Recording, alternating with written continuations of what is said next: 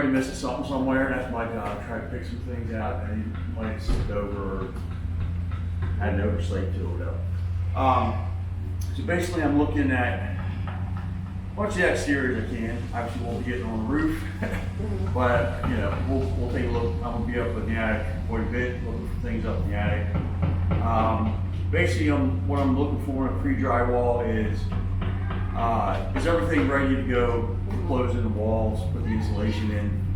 So I'm looking for exterior wise. Are they missing any trim pieces? Is there anything that's loose?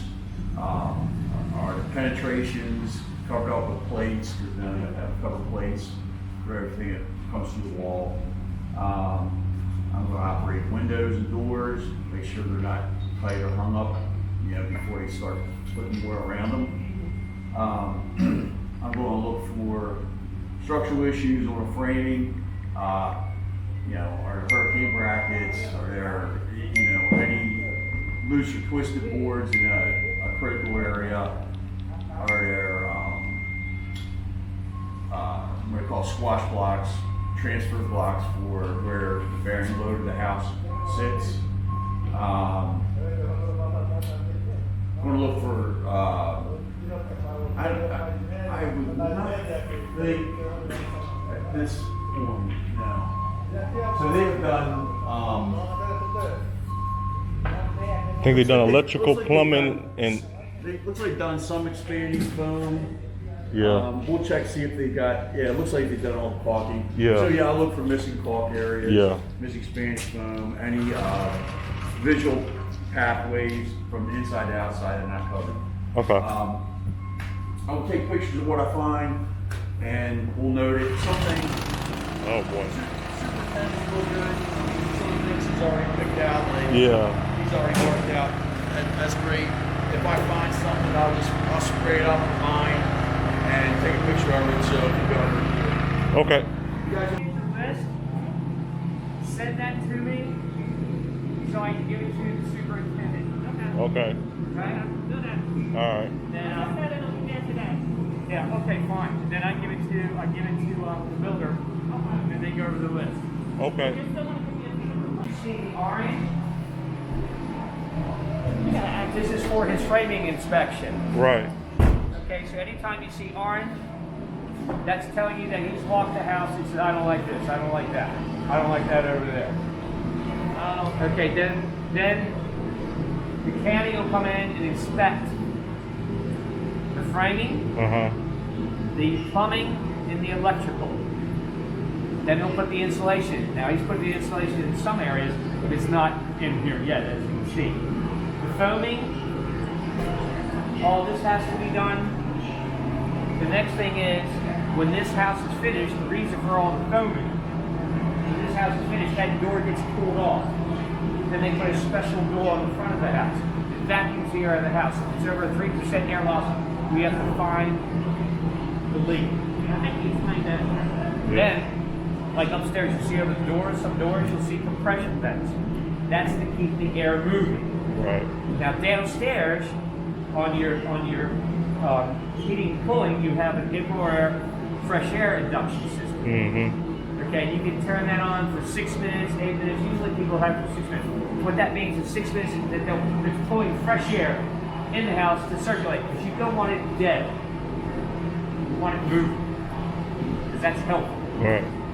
So all that's built into this house. Okay.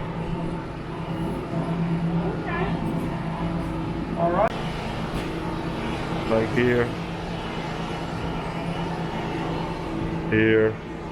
wherever we see orange at. So there's a couple of things, just the way the nails are, you know, it has to be fixed because you don't want air leakage coming into the house. So that's the framing issues, as Michael was just saying. So, yeah.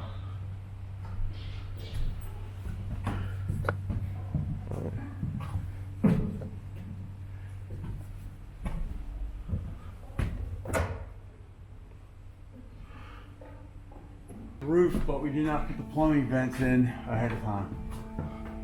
This is where all this water's coming from. Right.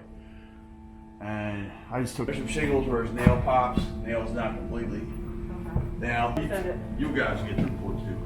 Yeah. Actually, it'll go to him also, I think. Yeah. I'll send it to him. Yeah. And, he just said send it and he'll send it to the superintendent. Okay. They just drilled that hole.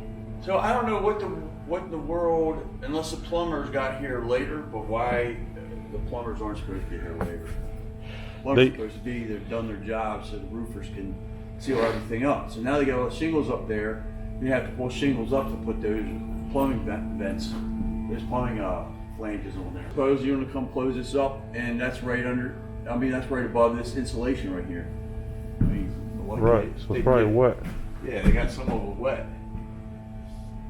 So, I understand bad weather and all that stuff came up, but I'm just talking about the sequence thing. Like obviously the roofers got held up because over here, where am I at?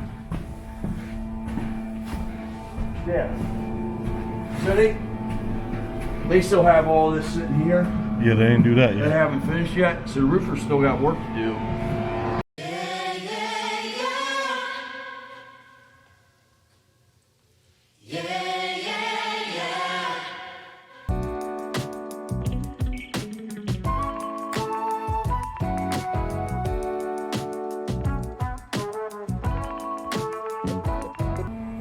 Well, the good thing is, aside from the pipes that are coming through the ceiling, I don't see any other leaks or anything. Okay, that's good.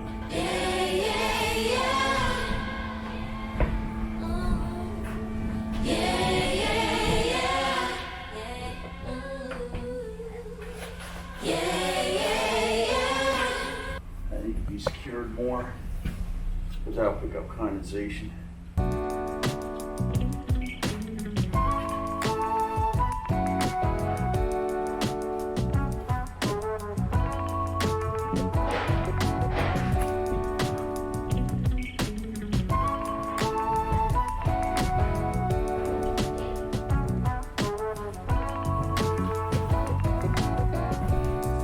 Where am I at? Is this the master bathroom? Yeah, that's the master bathroom.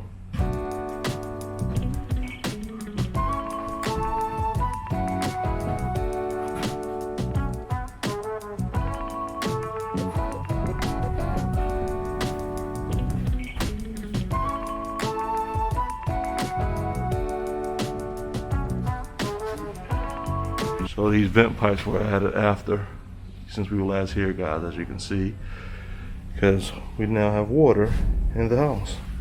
Is this just going to be is it going to have a jet tub, or is it just going to be a soak tub? Soak tub. So, all right, because I did one for these gals down the road. When they put that in there, you see how they got that covered up on that one? Make sure they keep a cover for this one, or Okay. else it will get it scratched up. Okay. Because they're supposed to be, and sometimes when something this big, when the guys move around doing what they're doing, it kind of pulls it out of shape. If that happens, have them put a piece of, like build it up on the edge and put a piece of board up there. Okay. I've seen them get scratched up before. That's a good point. See, I'm looking for all these like nail plates.